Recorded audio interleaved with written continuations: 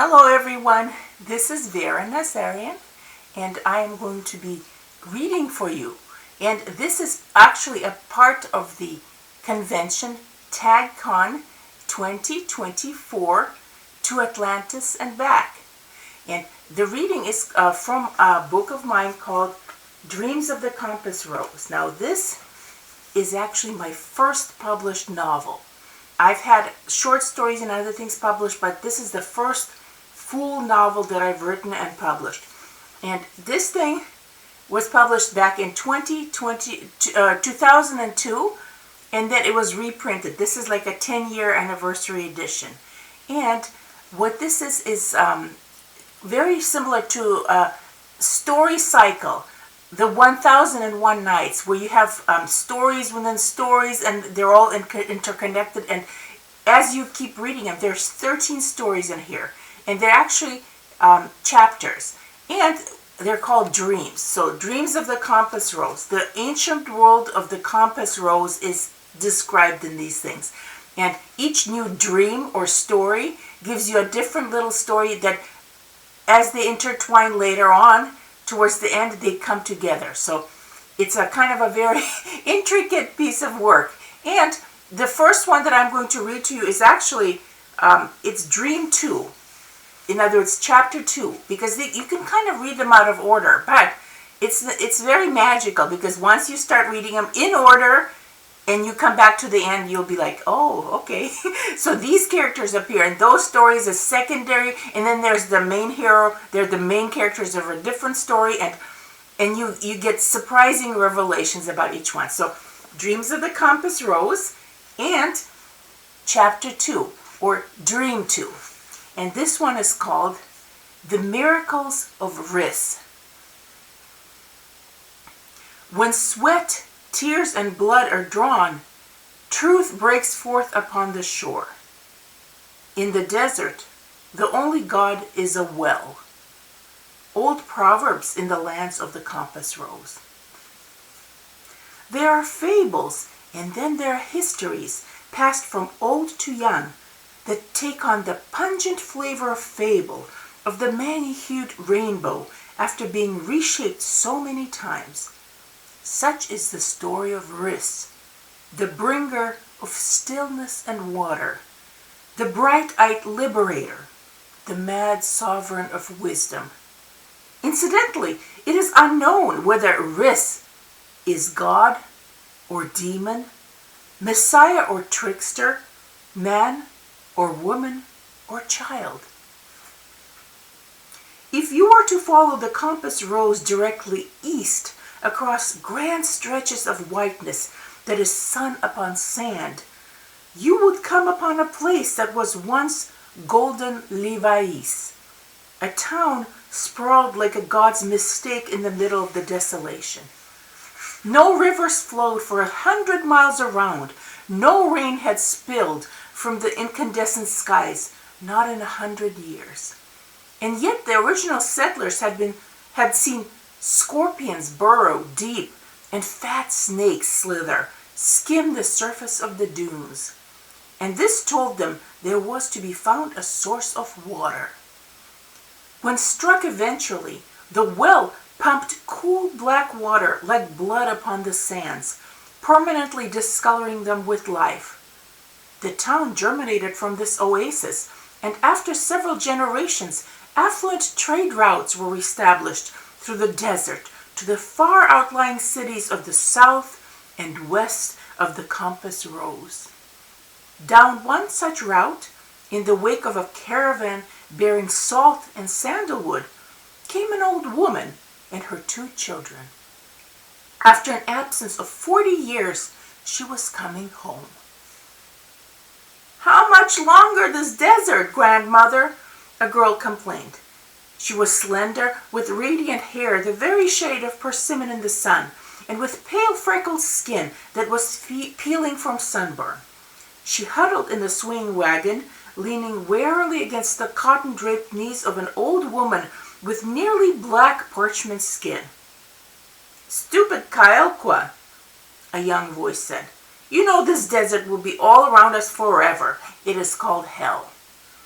On the other side of grandmother, the speaker, Nadir, had attached himself with a grip of misery to the old one's elbow.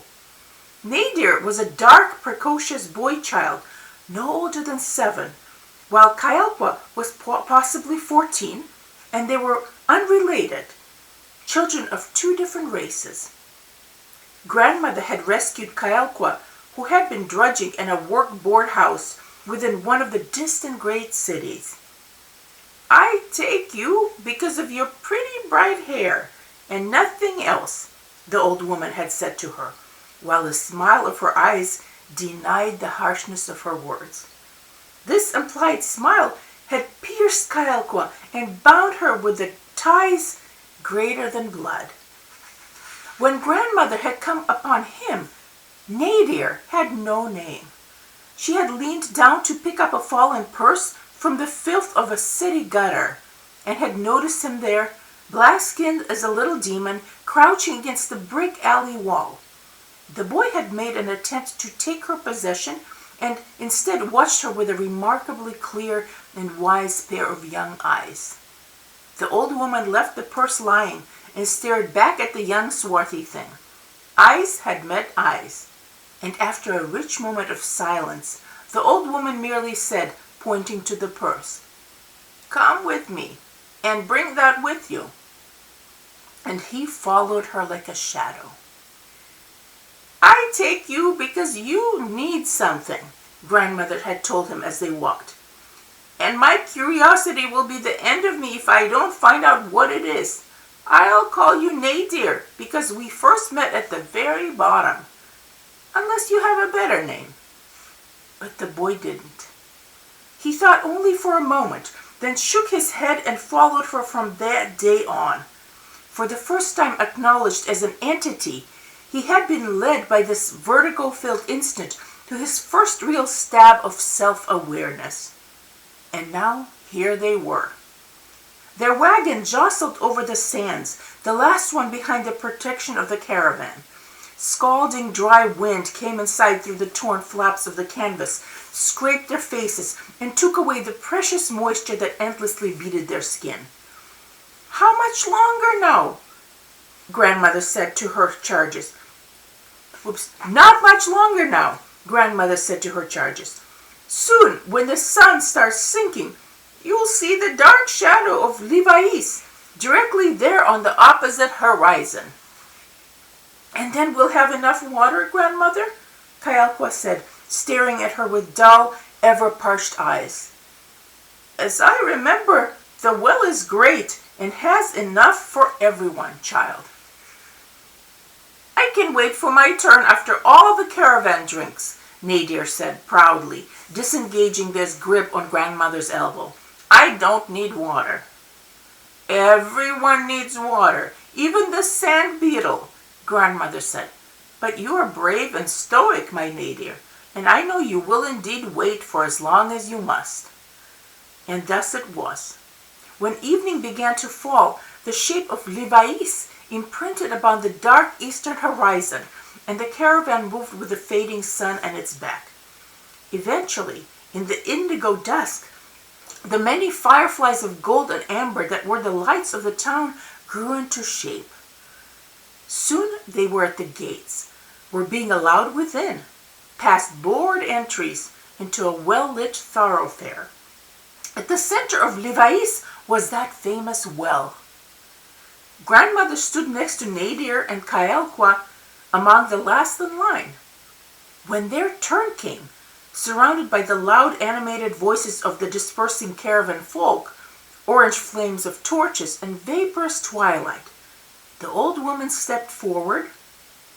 With reverence she glanced past the stone rim into the abyss of the well. She stared, noting the coarse rope of the water bucket.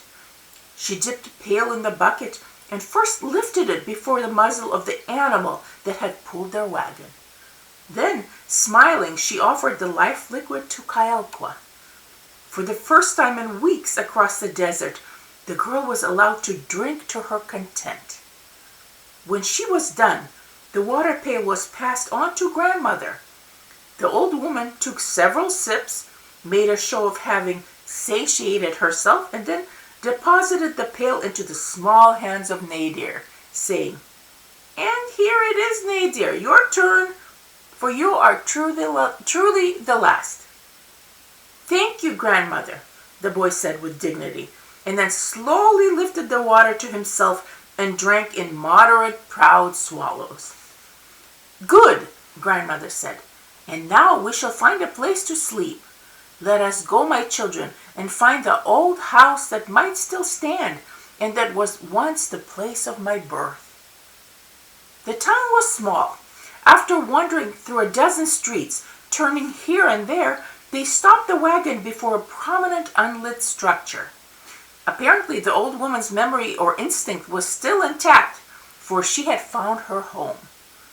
Grandmother promptly knocked upon the gates, and after several minutes a moving candle shone through the windows. "Who is it?" came a groggy voice. "Who disturbs the temple of Eris at this ungodly hour?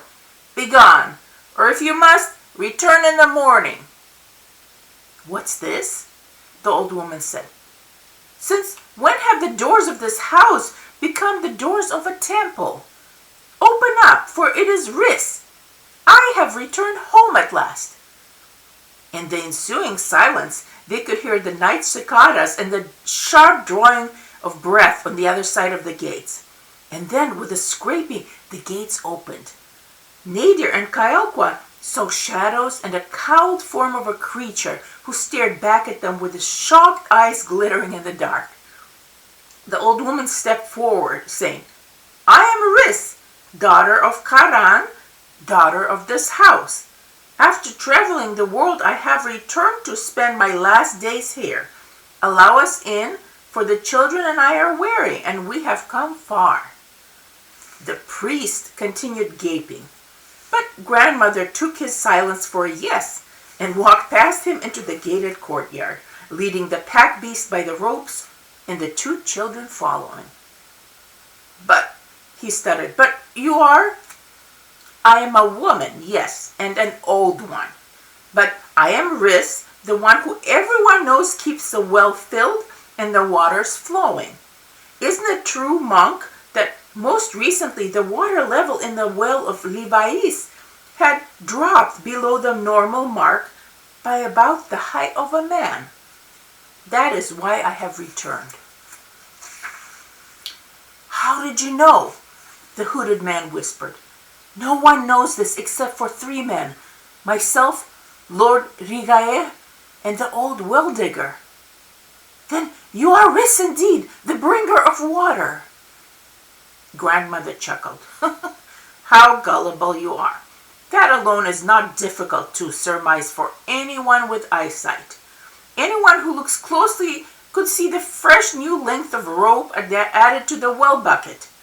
But only Riss the wise would know that the very nature of the groundwater source beneath the well has been compromised. At the rate of fading, there will be no more water left in Livais before 2 moons pass." The cowled one stared in the darkness, eyes glittering. "Gods protect us," he whispered. "If what you say is true, then we're doomed. You must speak to Lord Rigae immediately. You must tell him of this if you really are Riss the Wise." "You will direct me to this lord tomorrow," the old woman said. "But for now, allow us to rest in this house." "As you wish, wise one." The man made signs of obeisance, and bending his old back, preceded them into the shelter of the great dark house.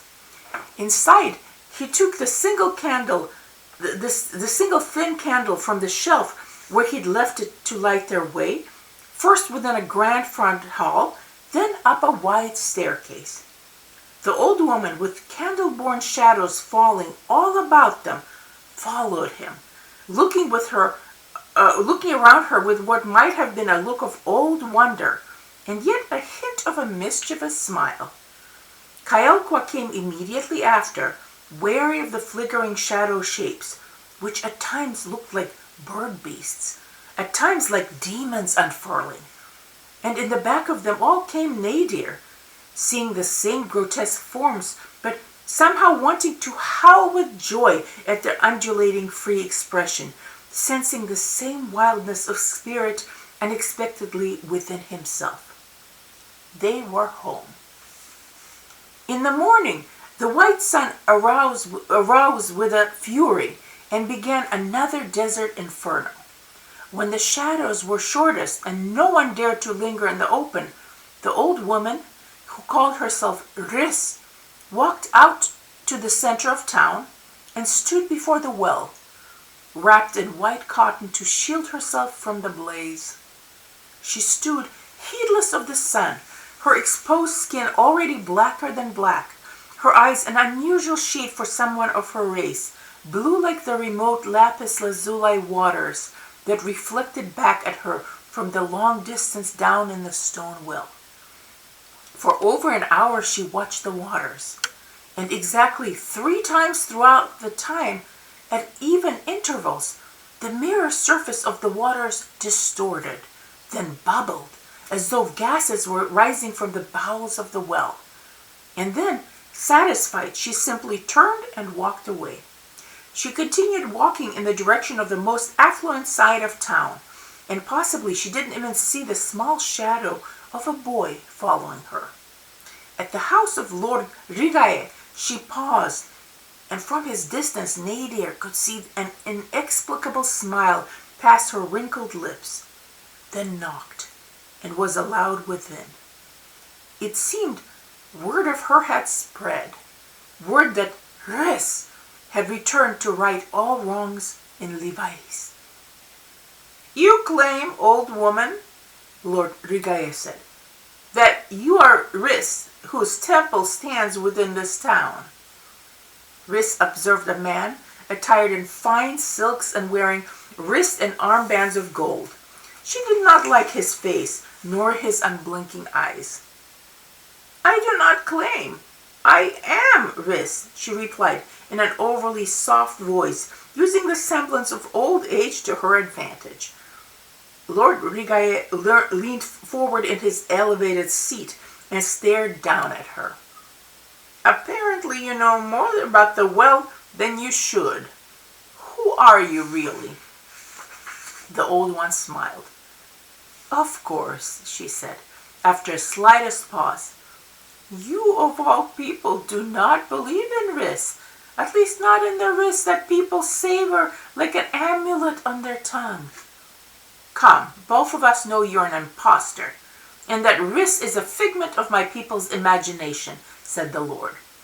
"Let's not lie. Tell me rather, what do you want, now that you're here? What would it take to keep your old mouth properly sealed?"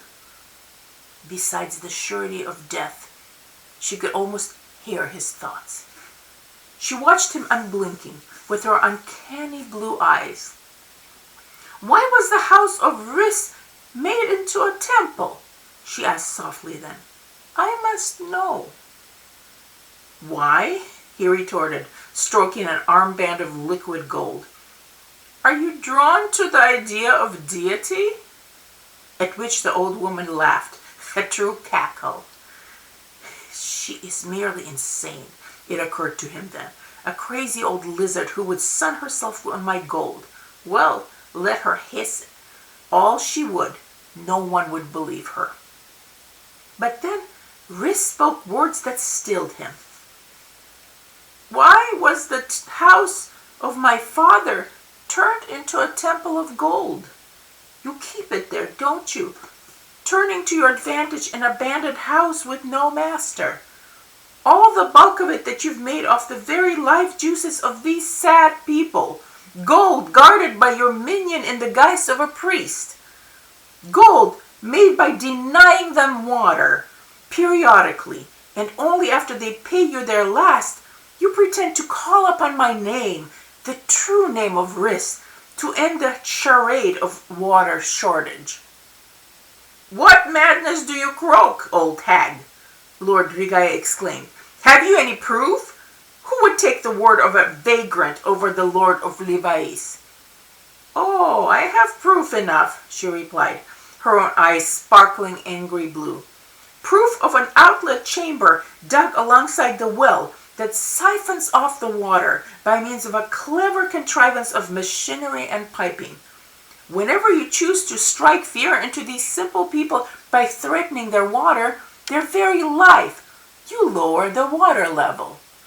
"Enough," the Lord cried, his face gone livid. "I will have you thrown into the darkest prison."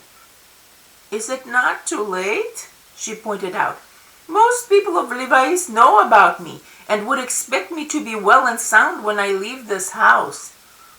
"True," he spoke then, changing his manner like a serpent. "I cannot have you killed outright. But there are ways to reveal you for what you really are. They will expect certain things of you. I will make sure of that. And when you are unable to satisfy them with the miracles of Riss, they will turn on you. Reverence will become rage. They will tear you apart." "We'll see," she replied quietly, this old woman.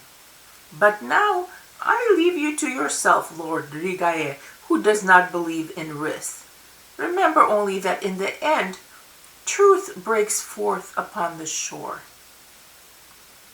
Outside, Nadir caught up with grandmother as she left the house. He had waited all this time, hidden in the shadow of the alley, and knew nothing except that this expensive house had a heavy spirit about it, despite the outward semblance of opulence. A dark, heavy thing of sadness, like stone, like the weight of heartless gold. "Are you hurt, grandmother?" he said, walking beside her, easily matching her suddenly old gait. "What did they do to you? What did they say?" The old woman chuckled, then reached out to touch Nadir gently on the cheek. She never did more than that, knowing his need for dignity. "Let's go and eat, my Nadir. I wonder what Kayako has in store for us today." And thus they returned to the house that was now a temple, through winding streets, past townspeople who lowered their heads in respect before the old woman and whispered words of benevolent greeting to Riss. Inside, the minion of Lord Rigaya stepped aside, bowing superstitiously, and Nadir followed grandmother into the kitchen.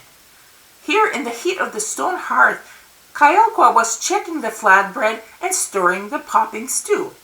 In her zeal to serve grandmother, she had usurped the place, found stores of onions and potatoes, and had driven the priest to the marketplace, bidding him to return with fresh produce for the table of Riss.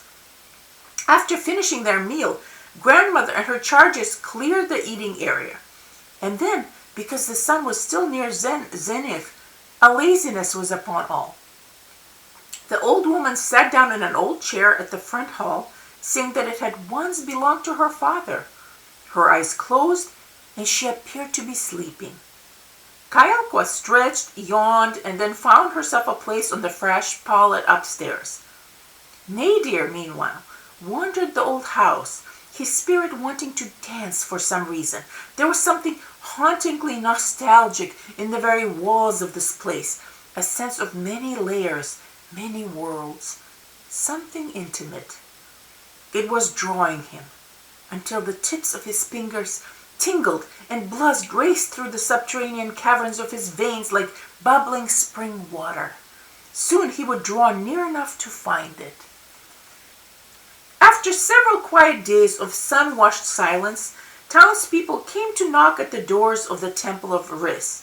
They were asking for the old woman, because in the span of those days, the water of the well had receded like never before. For the first time ever, the surface of the well water was too distant to see without the help of a torch lowered down into the stone well abyss. A townsman discovered the atrocity when he was unable to lower the bucket deep enough to reach the water, and had to call the well digger. The old well digger came and tied several additional lengths of rope to extend the bucket's reach. When the water bucket came up full at last, it held a mixture of fine gravel and water, for it had scraped the bottom. At this, both the well digger and the townsman let out a keening wail until more people gathered and picked up the cry. The whole thing might have been humorous, except that As surely as the sun burned overhead, these people were indeed doomed to death without water. Lord Rigaye was notified. Upon hearing the news, not to mention the wailing outside, his dark eyes took on an appropriately stricken and sympathetic slant. He responded to the terrified messengers with a pious suggestion that they go find Riss. For after all, now that she was here in the flesh within Levi's, all of their salvations lay with her. The Lord did not bother telling them of the good store of water that had been hidden in his own house cellar, and that would last him and his household at least 2 moons, more than enough time to leave the town and scramble across the desert to the closest great city to the west of here. And thus the townspeople flocked to the temple and called for her loudly, while the sun beat down with cruelty and bleached to bone whiteness the limestone of the streets. Riss came out, dressed in her usual white cotton. She stood facing them all, then said, "Let us go to the well, friends, for I have something to show you." She led the procession to the center of town, stopping before the stone well. Here they surrounded her, women, men, old and young, with one common thing written in their eyes, hope overlying fear. "Give us back the water, Riss," someone cried out. And with that, other voices picked up the keening. Some came down on their knees, beating their foreheads against the ground, kissing the sand at her feet. "Enough!" rang out the voice of the old woman, carrying far than imaginable out of such a wizened frame. "There is only one here who can return your water to you. It is Lord Rigaye." At that point, the Lord himself was seen approaching, and the crowd parted for him and his armed retainers. Lord Rigaye wore a coat of the palest sun satin and a head wrap of silk and gold braid. "I am here, good people of Levi's," he said with a look of pasted-on surprise. "Has this woman who claims to be Riss performed her miracles for you and raised the waters yet?" "Nonsense! Where is the well digger?" Riss said. "I ask you all to witness. Have him climb down into the well and look for any sign of an opening or outlet in the walls of stone." "What then, old woman?" Lord Rigaye said. "What would you do even if you find such an outlet? What would that prove?" Nadir and Kayalkwa, standing at the front of the crowd, looked with concern at grandmother. For a moment, Riss said nothing, and then she motioned for the old well digger to proceed. The well digger dropped in the water bucket filled with stonemason's tools, climbed over the stone rim of the well, and started to lower himself down along the length of rope. After about 5 minutes of silent anticipation, high desert wind, and the beating sun, they heard his muffled yell to bring down another person who would serve to verify what they saw and to bring down a torch. Someone pushed forward a spindly teenage boy, and someone else came running with a lit torch. Holding the torch in his teeth, the youth climbed into the well like a monkey and disappeared. Several minutes later, they heard the noise of hammer against stone and then the sound of released gushing water. Then the youth's head popped out from the well's opening, followed by the rest of him, while the well digger still grunted behind him. The boy was wet from the waist down. He began to chatter immediately that yes, indeed, there had been a plugged pipe of some sort, but that when they opened it, there was only so much water. The inflow did raise the water level, but only so far to his waist. The rest of the water was nowhere. "You see," said Lord Rigaye smoothly. "What do you say now, old woman? It is no secret that there is a reserve chamber built at the beginning for dire circumstances such as this, to give us just enough water to survive. If you were indeed Riss, as you claim, you would have known that." The old woman looked at him intently, while voices of displeasure sounded from the crowd. "We have gold and coins for you, Riss," someone cried, We'll give it all to you if you give us back the well. Fill the well, Riss. The old woman turned to the crowd, her eyes quickening with a passion, and she pointed a finger at the Lord. He has your water, what is left of it, she said, and he has the rest of your useless gold. Search his house, and you'll find the water. Halt, exclaimed Lord Rigaya. If you are Riss, then fill the well anew. Show us indeed who you really are, and if you're an impostor, we will punish you as you deserve. A pause of silence. Then the old woman said softly, I cannot fill the well. At which the crowd wailed. But, she continued, although your well is indeed drying inevitably, there is far more water left than you are led to believe. He truly has your water, and his deceit has been robbing you of your livelihood for all these years. The gold that you bring to the temple of Riss, he puts in his pockets. Riss needs no gold, nor worshippers. Open your eyes to the simple truth. But they no longer heard. The hag is obviously a nothing and a nobody, people of Levi's, Lord Ligaya said, and she can do nothing for you. And he directed his retainers to take the old woman. Come with me, the Lord said to the people, and we shall go together to the temple of the true Riss in supplication. We shall offer gifts to Riss, and once again our prayers will be heard.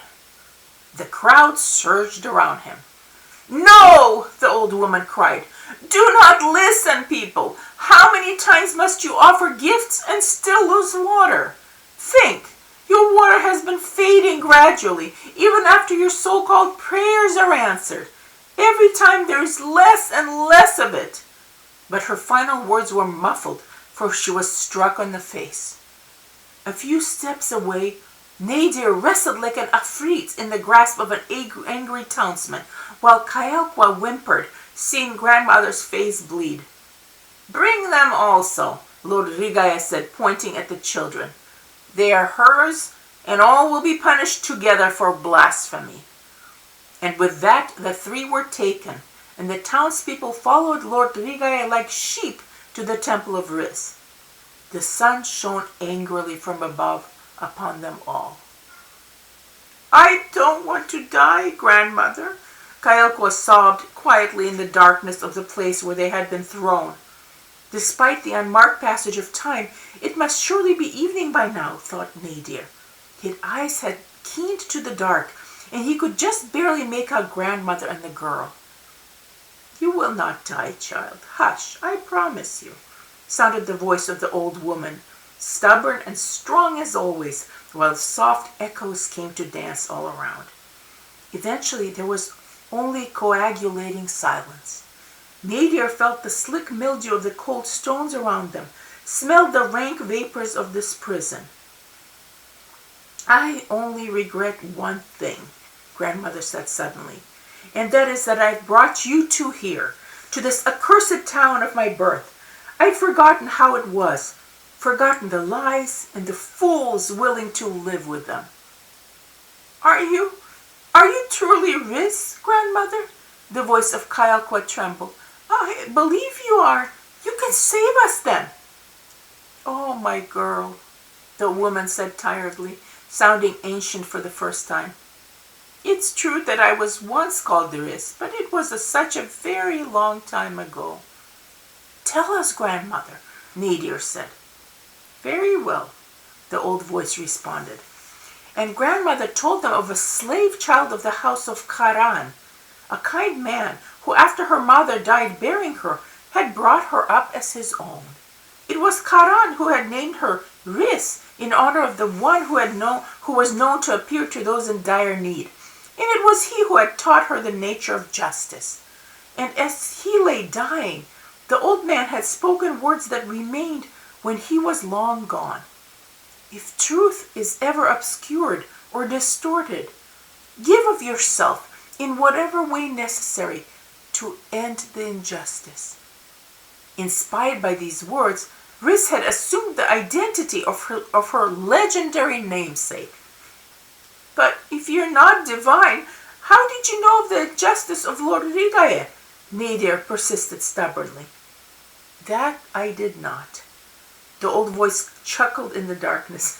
"It was merely easy to guess, for anywhere one goes, children, there is injustice. Assume this, and you will know what to look for and how to recognize it."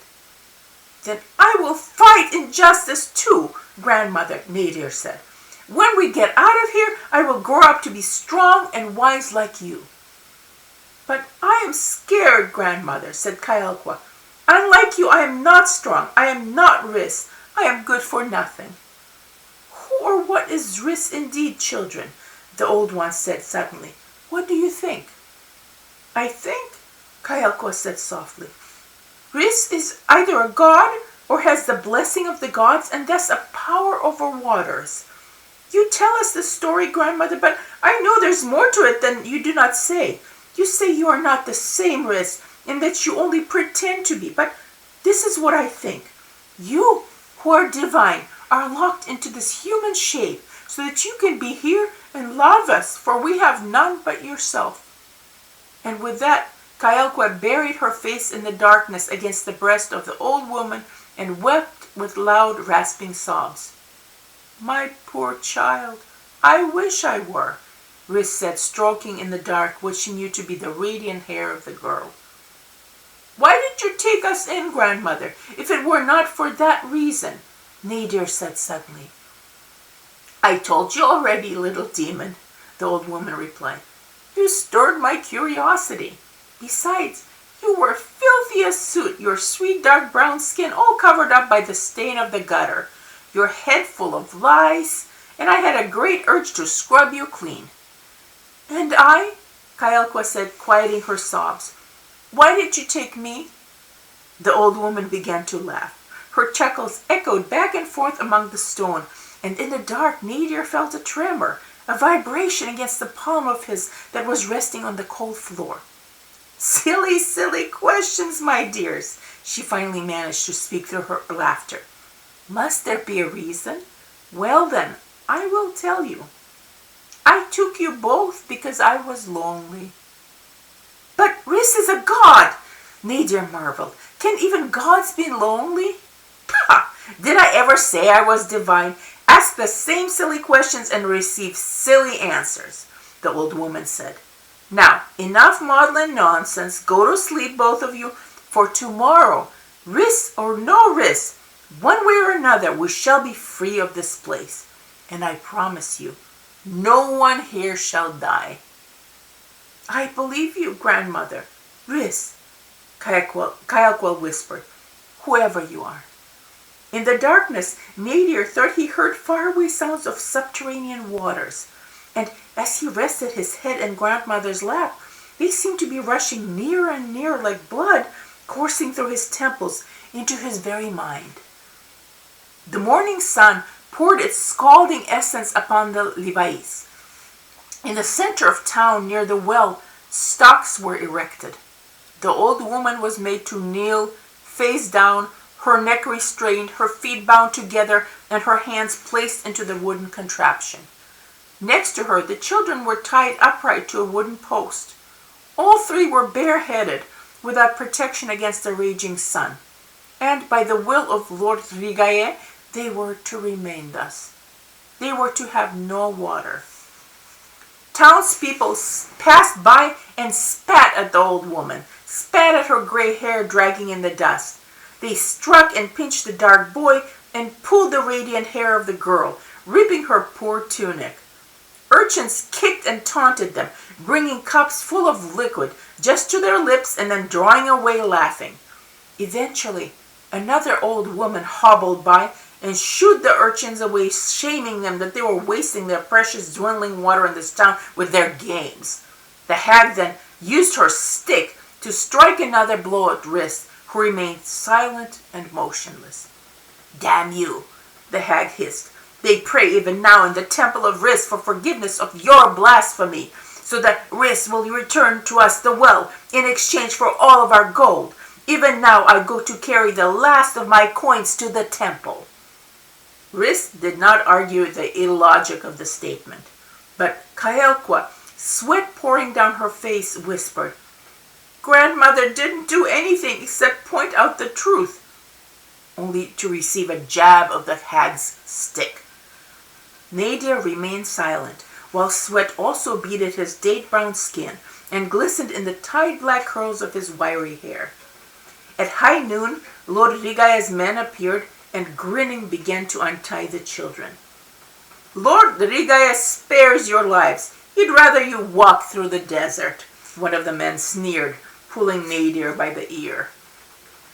The old woman was made to rise, her feet unbound, her neck and wrists freed of the wooden stocks, with Nadir barely supporting both his sister and grandmother. Rigaya's men drove them past the well and outside the gates of Livais into the burning sand. It is said that the desert sun brings delirium, and that sand mixed with wind tastes like blood. Nadir did not know how long it was, this burning eternity. He lay face down in the scalding powder, and finally a fire in his mind brought him enough awareness to lift his head and see Kaelqua lying in a heap at the feet of their grandmother. Nadir crawled. He would not remember how long it took him to crawl those few feet, while the wind howled like a horde of jinn and cut him in the eyes, forced him back every inch. At last, he could touch the two sprawled figures. He drew himself close and covered his sister's head with his body, acting as a shield against the sun. Next, with supreme effort, he tugged his thin pale tunic from his upper body, baring his dark back, and wrapped the cotton around grandmother's forehead and eyes, shielding her too from the sun. He lay thus for an eternity, sinking in and out of this world, and each time as he resurfaced, he felt the hell upon his back, the agony, until the sun began to lean in the sky toward the west. It was sunset.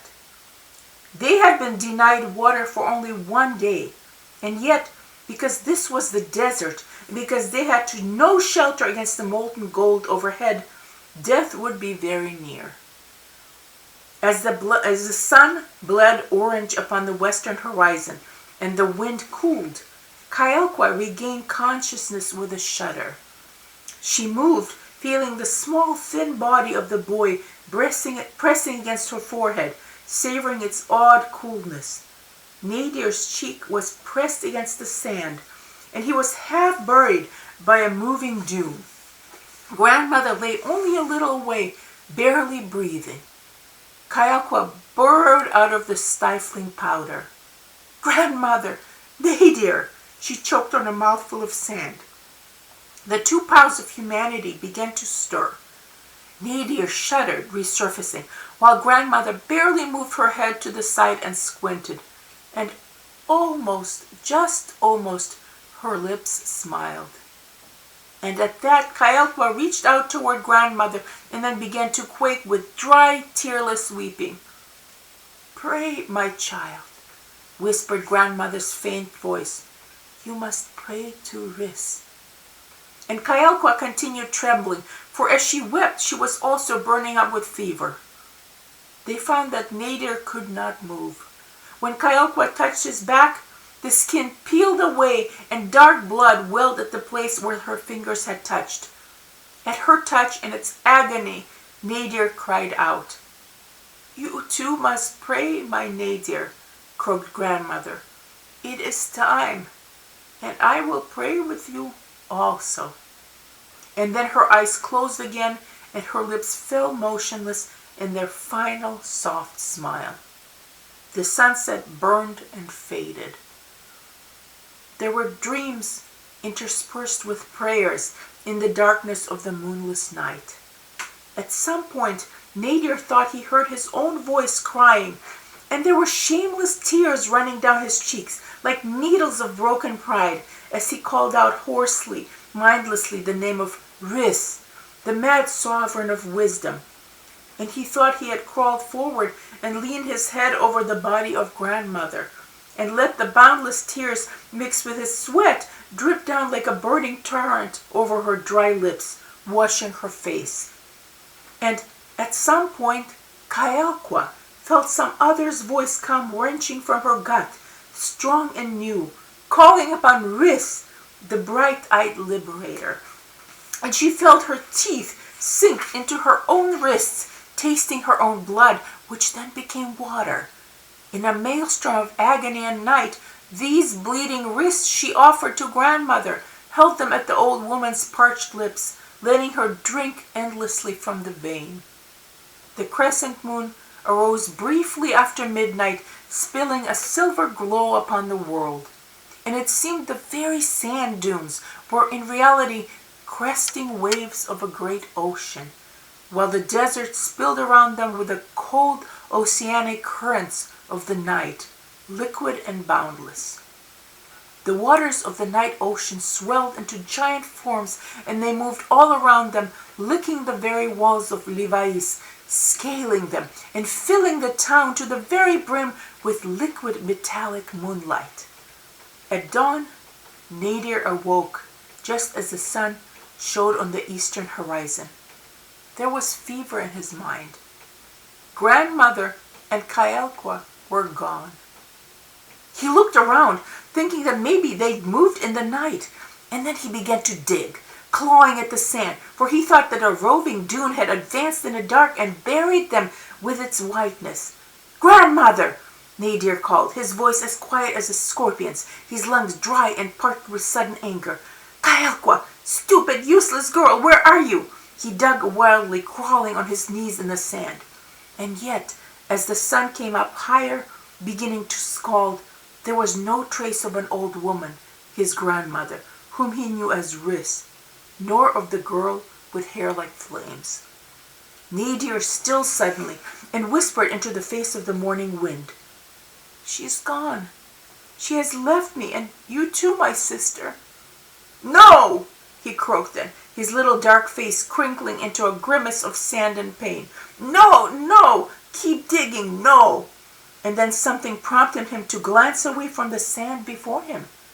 He turned away, mesmerized, and stared behind him, where only a little away stood the town walls of Livais. And as the sunlight danced on what he once has been stone, it reflected back metallic, for the walls had turned to blazing gold. The gates of Livais stood open. Nadir moved slowly, like a sleepwalker in a daydream, and looked around him with parched eyes at terrifying, marvelous gold. It was everywhere. Gold buildings, gold cobblestone, gilded palm and date trees, people frozen to precious statues, and everywhere golden dust. In the center of town stood the well, gilded at the rim. When Nadir approached it, staggering, he discovered the rope was also gold, and so was the bucket. And instead of water, there was only solid metal, stilled forever in a golden blaze under the sun. "I must go from here," he croaked to himself. "There is nothing here, only the judgment of the gods. This place is cursed. I don't want to die here, so let me at least go into the clean desert." "Why die, my Nadir?" came a familiar voice. He turned to see grandmother, standing upright, with bright eyes and a clean face, with not a trace of sand on her, white cotton robe billowing lightly in the wind. For an instant, Nadir was speechless, and then a wild smile contorted his small dark face, and he rushed forward to hug her. "Grandmother, I thought you died or left us." "What nonsense! How could I ever leave those who are mine? Come, and I will give you water to drink. Water without which there is no life, and because of which this town perished in their folly." "But where is Kaelqua, and how?" Nadir was speaking foolishly, words just tumbling out of him like droplets of water. Come along, hurry now, the old woman interrupted and began walking with quick, strong young strides. We will go to my house, the house of Riss.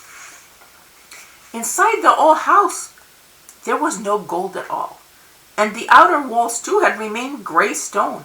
It was an untouched island amid the golden desolation. Nadir recognized the strange sensation of immediate intimacy, the feeling of living, rushing water. And now he knew whose spirit was within these walls. The same spirit had pulled at him before, had quickened the living waters within him, his very blood, his sweat, his tears, his truth. Grandmother sat in the old chair that had belonged to Karan and watched Nadir madly gulp down the water from the large wooden cup she had given him, heedless of his manner. You have grown and learned, said the old woman, smiling. Oh yes, grandmother, I have learned abandon, and that water is more precious than gold, Nadir gasped between swallows, and when he was done drinking, he again rushed forward to bury his face in her old sunken chest, unashamed of his display of emotion. Good, grandmother chuckled, hugging him tight. But what happened here? He ventured at last. What odd blight is this? Why are we in this house the only ones unaffected? And what is the source of this new water? For I've seen the well of Livais, and it is dry. This is Riss's house, and you are hers also. You prayed to her, and her blessing rests on you. As for the water, come with me and I will show you. And then grandmother winked and motioned with her hand. Nadir wordlessly followed. They came outside once more, covering their faces from the blaze. As he walked, Nadir wondered that he could no longer feel the agony of his scalded back, as though the very water that he drank had healed him of last day's injuries. They walked through Livais, looking about them at the golden statues, at the people frozen in various aspects. At the house of Lord Rigae, they paused. The Lord himself stood at the door, frozen to fiery metal, ready to mount a tall pack beast that was also now a statue. The packs had great filled water flasks that contained water no longer, but shimmering solid metal. Someday, people will return here and marvel at the riches of this place, grandmother said. Eventually it will all be mined and sacked, and there will be no trace of this town, only a memory. The house of Riss alone will stand, a solitary reminder of golden Livais. At the town gates, grandmother paused. Nadir noticed their old covered wagon unhitched and abandoned.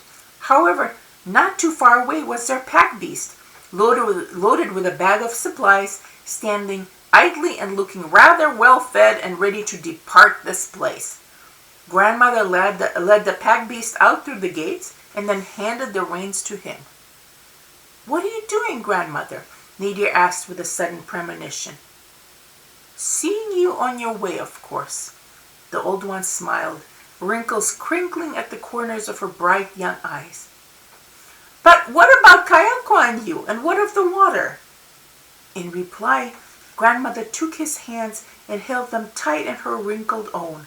And then, still holding, she pulled him, and they walked 50 paces through the sand to the place where they had lain hopeless the night before. There, in the very spot where Nadir had dug with his bare hands, was a welling of blackness, a rich surfacing of moisture, a large flat spot. Already a number of snakes and beetles were seen scuttling about. Grandmother reached into the folds of her robe and pulled forth the same cup from which he had drunk. She bent forward slowly and dipped the cup in the sand, and it came away full of bright, slightly muddied liquid. And when the liquid settled, they saw water, fine and radiant like crystal, flashing like mirrors of persimmon fire in the sun. This is the new well, said grandmother, and you my children, have caused it to be.